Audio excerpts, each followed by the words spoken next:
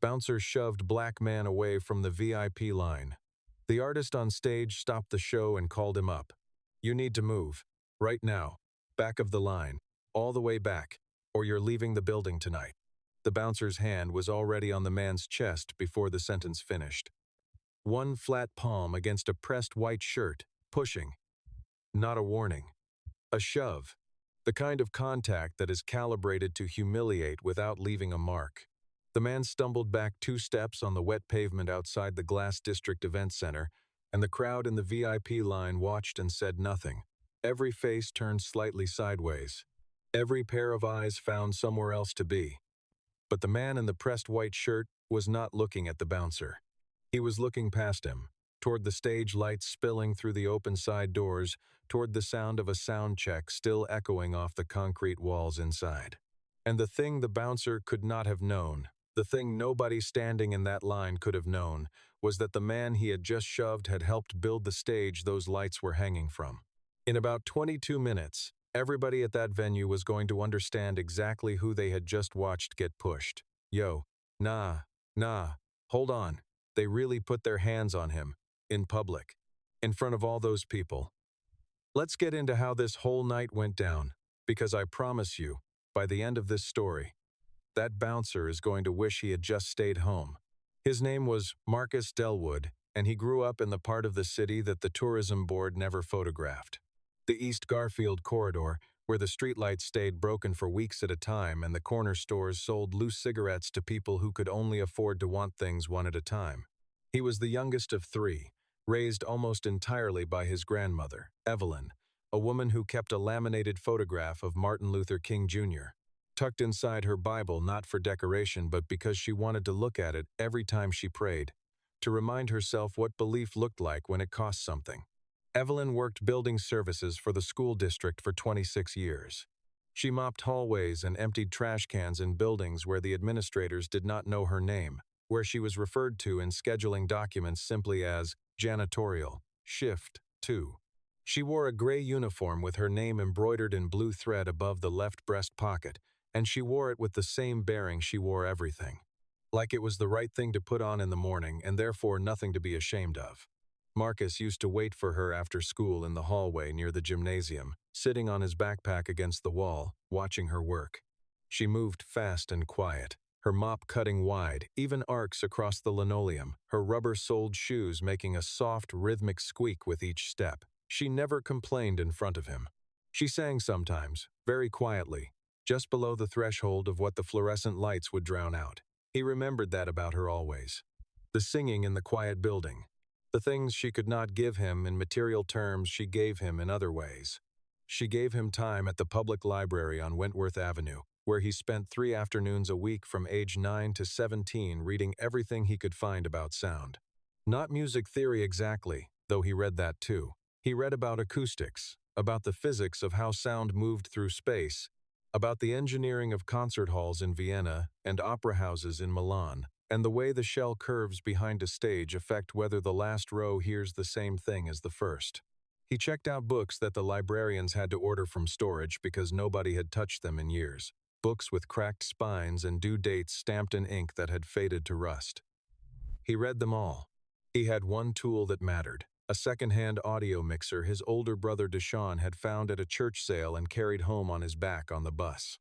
It was a 16-channel Mackie board from 1997, missing 2 of its faders and duct-taped along the left side where the housing had cracked. Marcus learned it completely, dismantled it twice, soldered 2 broken channel connections back himself, using a tutorial he found on a forum in 2004.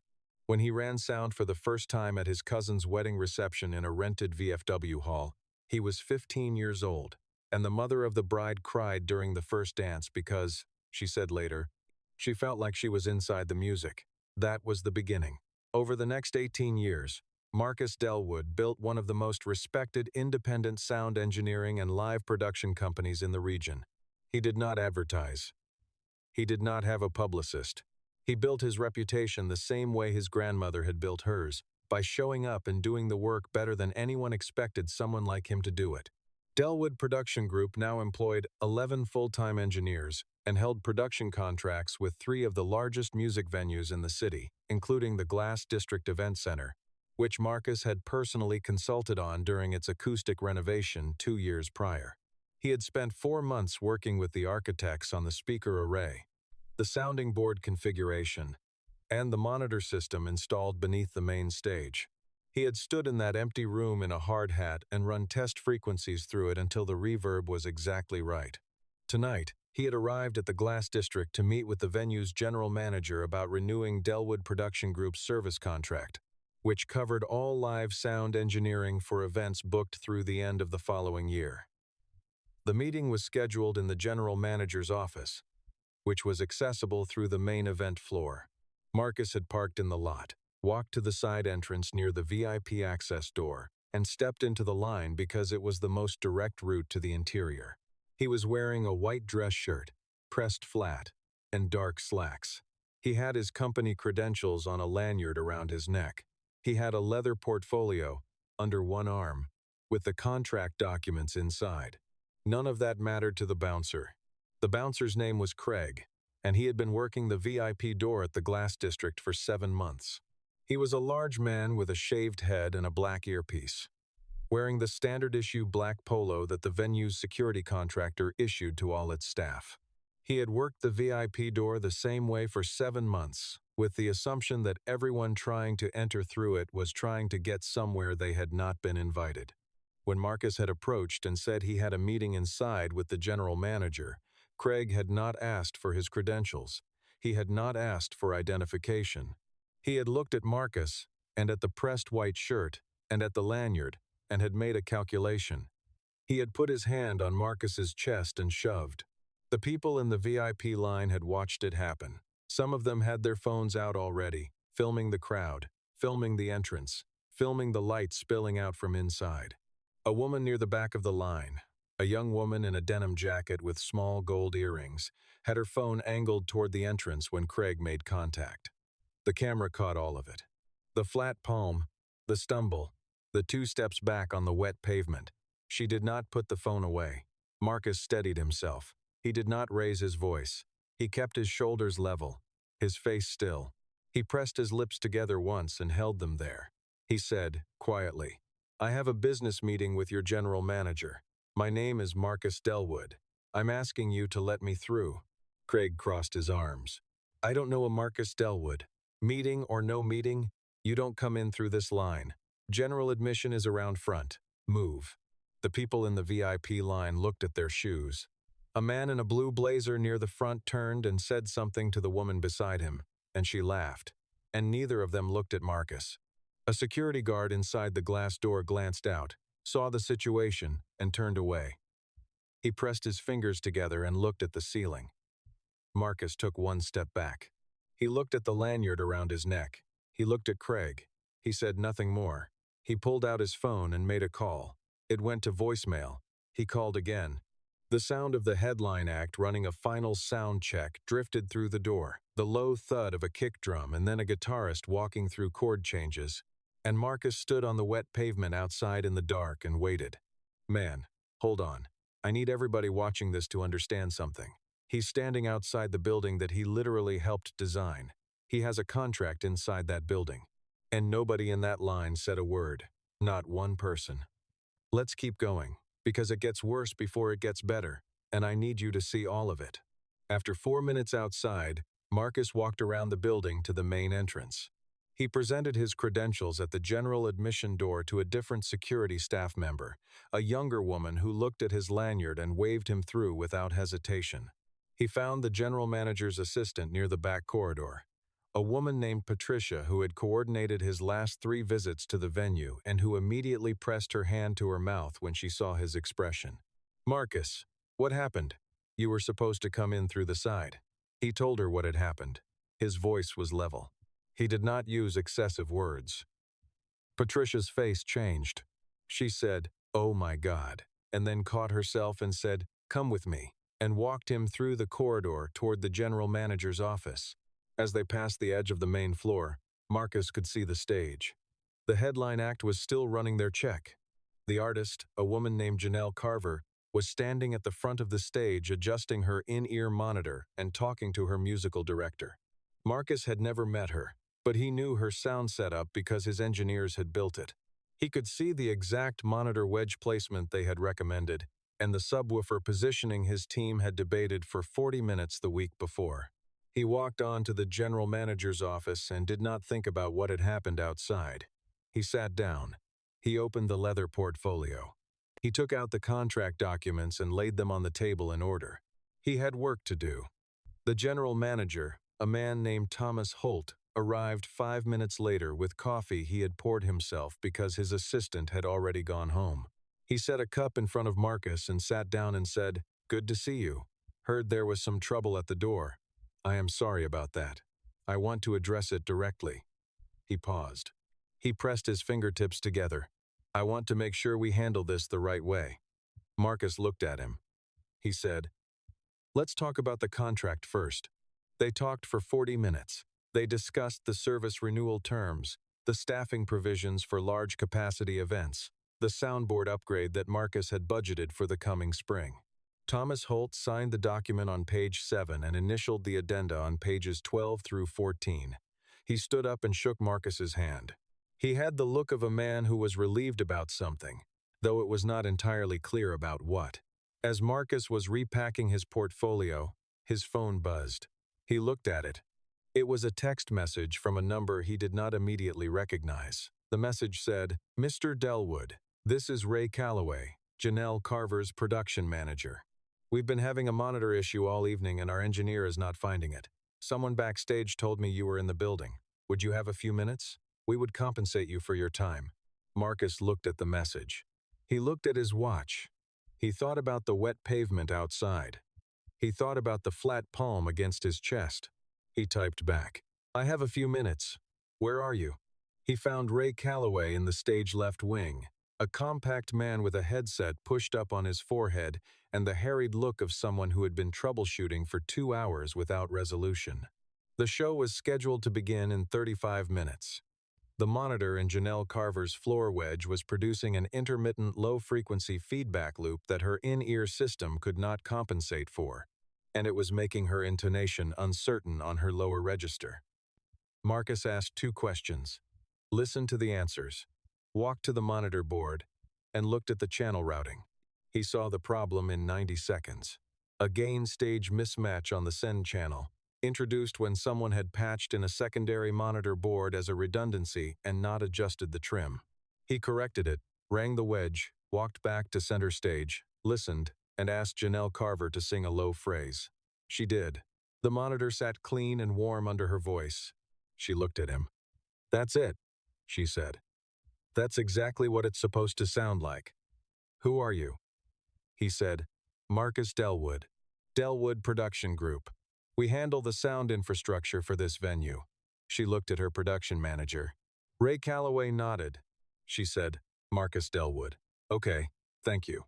He said, "Good luck tonight," and turned to leave. Ray Calloway touched his arm. He said, "Stay for the show. Seriously. After that fix, just stay. I'll put you on the guest list right now." He was already typing into his tablet. Marcus paused. He thought again about what had happened at the door. He thought about the wet pavement and the flat palm and the crowd that had looked at their shoes. He said, "All right." Ray Calloway put Marcus on the guest list as an industry guest and had him seated in the sound engineering booth, a position with a clear sight line to the stage and the mixing board. The show began at 8:47. Janelle Carver walked out to a crowd of about 2,000 people in a venue that was designed for exactly that number, a venue whose walls had been positioned and treated in part based on recommendations made by the man sitting in the sound booth. The show was good. Janelle Carver had a voice like a wire pulled tight, precise and resonant, and her band was locked in from the first song. Marcus sat in the booth and listened not as a professional monitoring for problems, but as someone who had spent his whole life following sound wherever it led him. He did not notice when Craig, the bouncer, making a circuit of the interior during his break rotation, stopped at the edge of the sound booth area and looked in. He did not see Craig's expression change. He did not see Craig take out his own phone and make a call. He did not see any of that, because he was watching the stage. He also did not see the woman in the denim jacket, the one from the VIP line with the small gold earrings, standing near the sidebar and still holding her phone. She had watched everything that had happened at the door. She had watched Craig's flat palm, the stumble, the 2 steps back on the wet pavement. She had all of it. She had already posted a 30-second clip to her social media account with the caption, "Security at Glass District physically shoved a man in a white dress shirt who said he had a business meeting inside." Nobody in the VIP line said a word. This just happened. The clip had been posted 46 minutes ago. It had been shared 1,100 times. Nah, wait. She posted it 46 minutes ago and it already had 1,100 shares? And Marcus is just sitting in the sound booth watching the show not knowing any of this is happening? I need you to stay with me here, because what happens next on that stage is something nobody in that building was ready for. 34 minutes into the set, between the 5th and 6th songs, Janelle Carver stepped back from the microphone and said something to her musical director. He leaned toward her. She shook her head slightly and said something else. He straightened up and looked at her with an expression that might have been surprise or might have been recognition, and then he nodded. She walked back to the microphone. The crowd settled. She said, "I want to take a minute. I want to talk to you all about something. And then I want to invite somebody up here, and I need a couple people to help me make sure that happens." The room was quiet. 2,000 people listened. She said, "Before this show tonight, while my team was doing sound check, we had an equipment issue, a monitor problem that my own engineer could not solve. And the person who found it and fixed it in about 2 minutes was a man named Marcus Delwood. He's the owner of Delwood Production Group, which is the company that actually built the sound infrastructure in this building." She paused. "And before he fixed my monitor, and probably saved my whole show tonight, he was standing outside this venue on the wet pavement because someone at the door put their hands on him and pushed him back." The room did not applaud. It made a different sound. A low collective sound. Part exhale. Part something harder to name. She said, "I saw the video. A lot of people have seen the video now.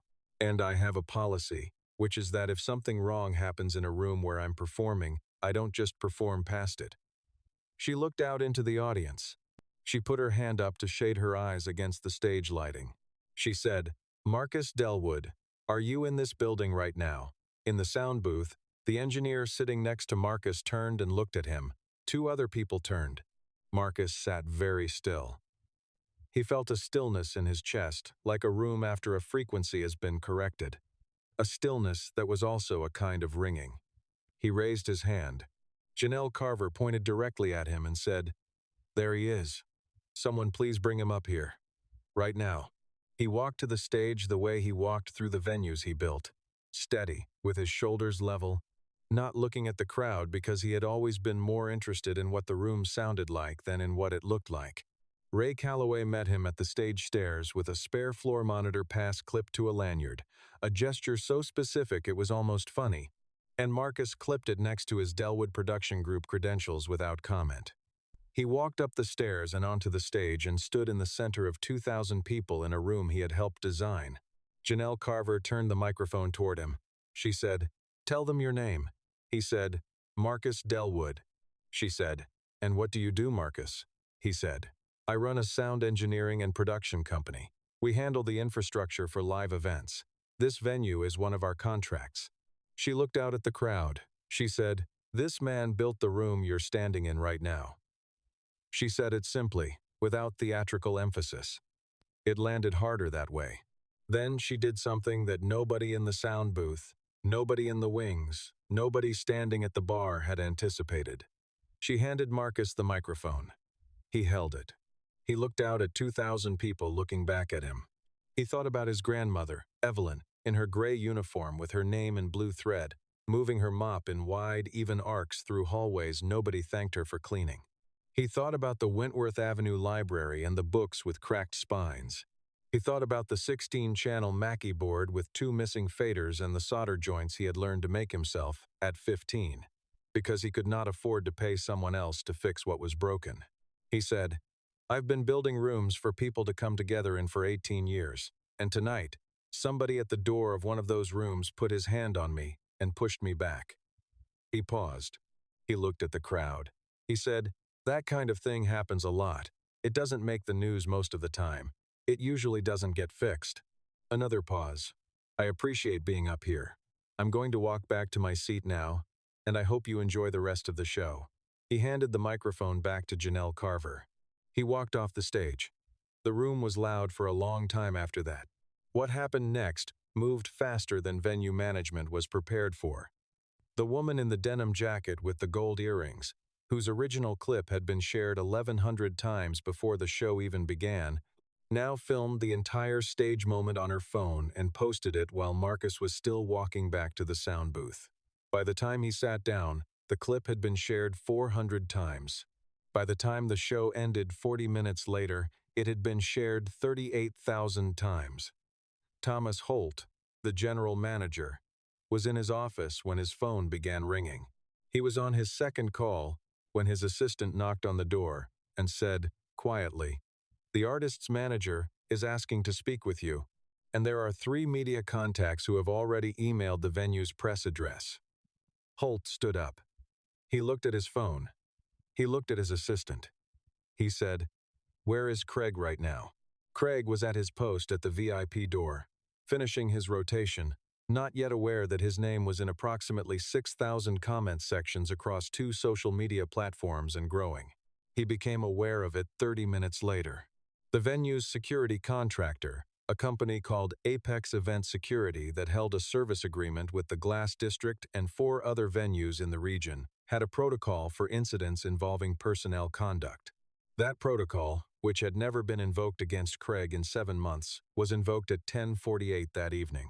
A supervisor from Apex arrived at the venue by 11:15. Craig was removed from his post and taken to a back office. He sat in a plastic chair under a fluorescent light and looked at the video on the supervisor's phone. He watched himself put his flat palm against Marcus Delwood's chest. He watched Marcus stumble back 2 steps. He watched it 3 times. He said nothing. The supervisor said, "Mr. Delwood is still in the building. He has agreed to speak with us. That is the only reason this conversation is happening before we make a formal determination." Marcus was sitting in a chair outside Thomas Holt's office when Craig was brought in. Craig was not in handcuffs. He was in his black polo, looking at the floor. He was a large man, and sitting in the institutional plastic chair he looked somehow smaller than he had at the door, as if the posture of confidence required a certain kind of certainty that he no longer had. Thomas Holt was present. The Apex supervisor was present. Patricia, the general manager's assistant, who had also witnessed part of what happened, was present. A woman from the venue's legal department had arrived by this point, a small woman in a blazer with a yellow legal pad, and she sat at the end of the table and wrote things down. Craig was asked to describe what had happened at the VIP entrance. He said, "I made a judgment call about who was trying to access the VIP area." The Apex supervisor said, "And what was the basis for that judgment call?"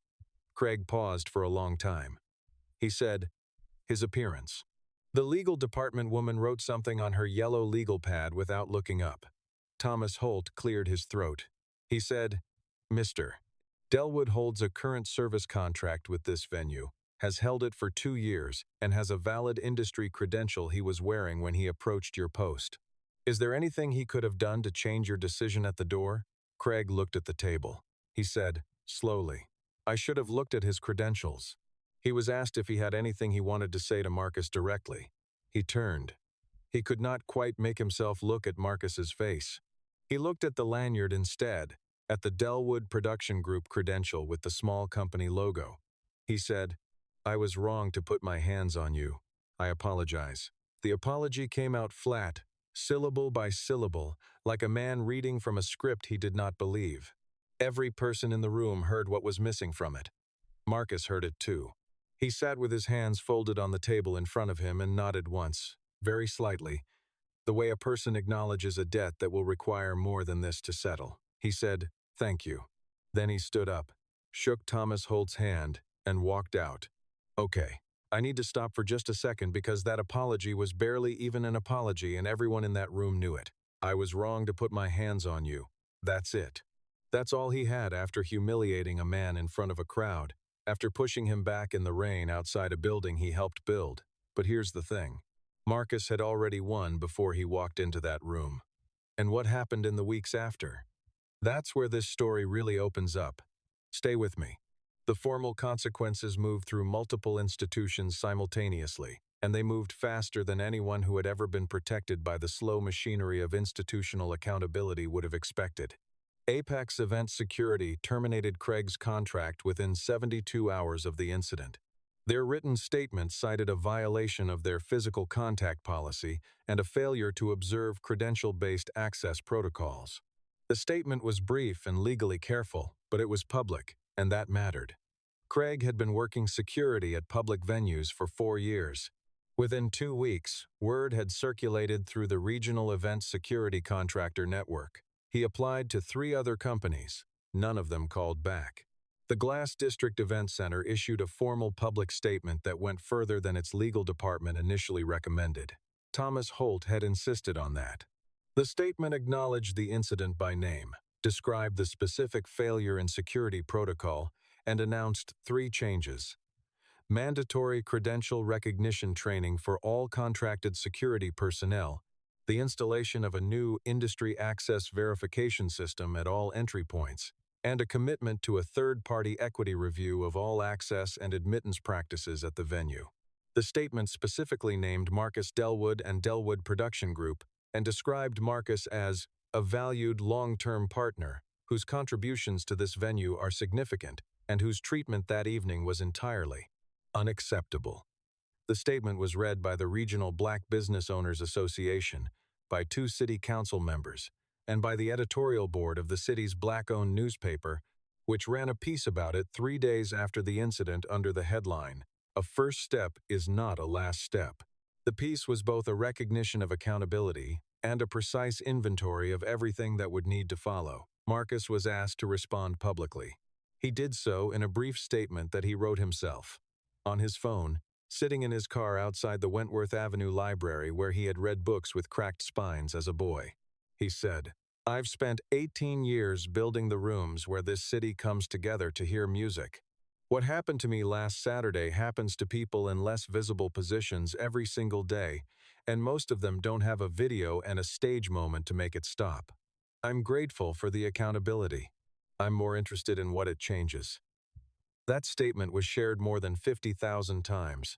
The Delwood Production Group contract with the Glass District was renewed, as agreed, and expanded. The new addendum included 2 additional venues in the corporate portfolio that managed the Glass District.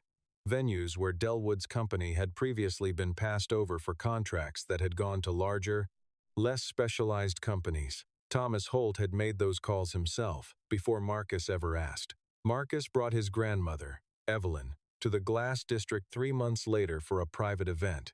He walked her through the main room while it was empty, the lights at half, the stage bare. He showed her the speaker array along the walls and the ceiling, the sounding board configuration, the monitor positions on the stage. He described how the room was built to carry sound from any point on the stage to any seat in the house without loss. Evelyn walked slowly, her hand in the crook of his arm, and looked up at the ceiling and at the walls. She was 74 years old and moved carefully now, but she looked at the room with the same sharp, clear attention she had always brought to everything. She pressed both palms flat against the stage floor and felt the surface and looked at her son's face. She said, "You made this." He said, "Yes, ma'am." She was quiet for a long moment. She said, "Then, it was always yours." They stood there in the empty room while the light changed slowly on the walls and the ceiling, and the sound of the street outside was muffled to almost nothing by the acoustic paneling that Marcus had specified during the renovation, and the room held them both in the particular silence that only good rooms know how to hold. The following spring, Delwood Production Group announced the creation of the Evelyn Delwood Sound Engineering Fellowship, a paid 1-year position for recent graduates from vocational and community college programs in audio production, with preference given to candidates from under-resourced backgrounds. The fellowship was funded by a portion of the civil settlement that Marcus had reached with Apex Event Security in the months following the incident. He had not retained the money personally. He had sat down with a legal advisor and said, I want to put it somewhere it does something." They had talked for an hour. He had come out of the room with the fellowship structure mostly formed in his mind. The first fellow was a 22-year-old woman from the East Garfield corridor named Deja, who had been running sound for her church's youth ministry on a 16-channel board she had bought secondhand and learned to repair herself. She started in March. On her first week, Marcus walked her through the Glass District's full signal chain, the same room where 4 months earlier, a man in a black polo had put his hand on Marcus's chest and pushed. Deja stood at the main mixing board and looked at the stage and the speaker array and the acoustic panels on the walls and ceiling, and she said, "This is incredible. Who designed this?" Marcus was standing behind her. He said, "We did." She turned and looked at him. She said, "Can I ask you something? What do you do when people don't take you seriously? When they look at you and don't see what you actually are?" He thought about the question. He thought about the library on Wentworth Avenue and the books with cracked spines and the solder joints and the wide, even arcs his grandmother's mop made in the quiet building. He thought about the wet pavement and the flat palm and the 2 steps back and the crowd that had looked at their shoes. He said, "You build the room anyway. And then you make sure the door is open for everybody who comes after you." Deja turned back to the mixing board. Deja, she picked up the headphones and put them on and looked at the stage. The room was very quiet. The light was very good. The sound, when it came, would be exactly right. "Yo, okay, I need to take a breath after that one. Now look, this story is a work of fiction. Marcus Delwood, Evelyn, Janelle Carver, Craig, Thomas Holt, Deja, all of them came from the imagination. But I need you to tell me honestly, how many times have you watched someone get treated the way Marcus was treated at that door, and looked away? How many times have you been the person who kept their head down in that VIP line? Because that part isn't fiction. That part happens every single day in lobbies and hallways and entrances and waiting rooms across this country to people who built more of this world than anybody ever stopped to ask about. If this story moved you, if you felt even a fraction of what Marcus felt standing on that wet pavement outside a room he helped build, drop it in the comments. Tell me your version of that moment. Tell me about the time you stood your ground, or the time you wish you had, or the time someone stood it for you. Like this video. Share it with somebody who needs to hear it today. Subscribe if you want more stories like this one, because we are not done. We are absolutely not done. And wherever you are right now, I hope the room you're in was built by someone who loved it.